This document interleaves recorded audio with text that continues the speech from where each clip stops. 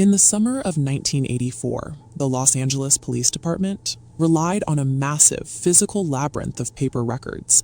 This was the era before digital databases interconnected law enforcement across the country.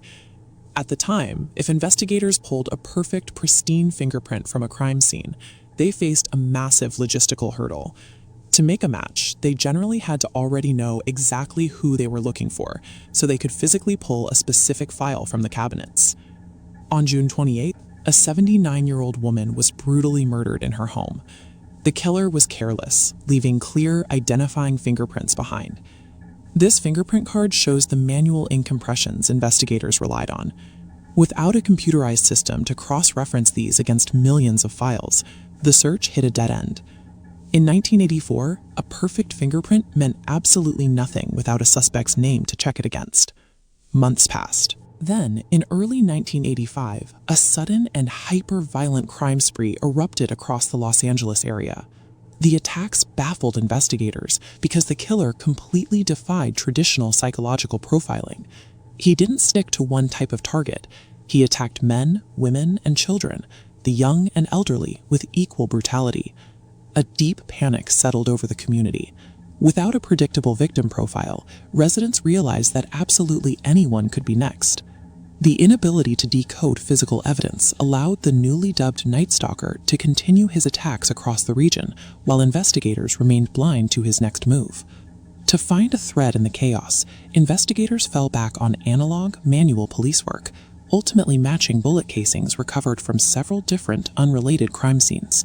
This ballistics web proved a single, highly active serial killer was responsible for the chaos. The first break came when survivors of the 1985 attacks provided vivid descriptions of the attacker. They described a very distinct face, a man with long, curly hair, rotting teeth, and intense, bulging eyes. Police also identified a consistent method to his madness. He rapidly dispatched male victims so he could spend prolonged periods brutalizing women.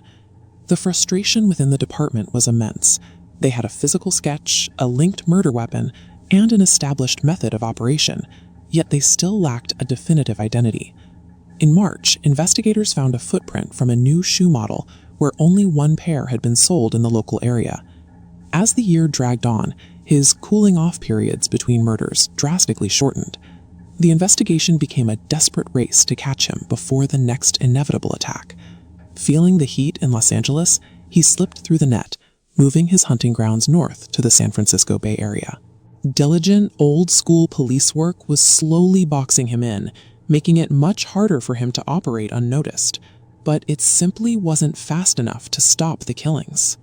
His fatal error came in August of 1985.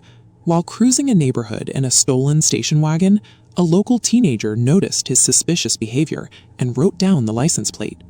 When police tracked down the abandoned car shortly after, the forensics team managed to lift a single partial fingerprint. Now the timeline matters.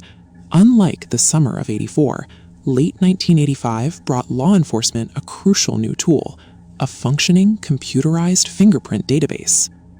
This monitor shows how investigators fed the digital representation of the print into the system, bypassing the need to blindly dig through filing cabinets entirely. The machine scanned the database and instantly found a match on an existing criminal record, spitting out a name: Richard Ramirez. That single digital query accomplished in seconds what an entire state's analog police force struggled to do for over a year. It gave the Night Stalker his real identity. Armed with his name, police immediately released Ramirez's mugshot to the media, stripping away the anonymity that had shielded him. Within days, a citizen recognized his face on the street. When he tried to flee, a mob of angry residents chased down the terrifying killer in broad daylight. In a stunning reversal, Ramirez was cornered and severely beaten by the very public he had spent the last year paralyzing. The police had to intervene just to save his life. Throughout his trial, Ramirez displayed absolute defiance, flashing a pentagram on his palm and taunting the families of his victims before ultimately being convicted on 67 felony charges. The case changed how residents viewed their own safety and established digital fingerprint databases as the standard requirement for major investigations.